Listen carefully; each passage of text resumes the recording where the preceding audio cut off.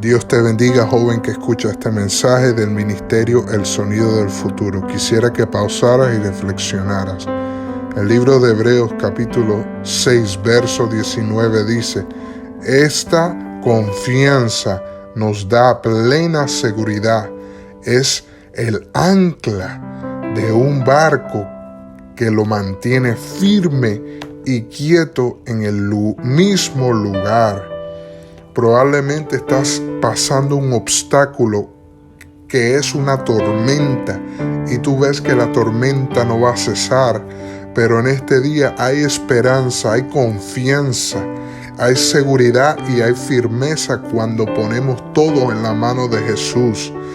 Y Él va a asegurar que cuando venga la tormenta no vas a ser movido. En el nombre de Jesús, amén y amén.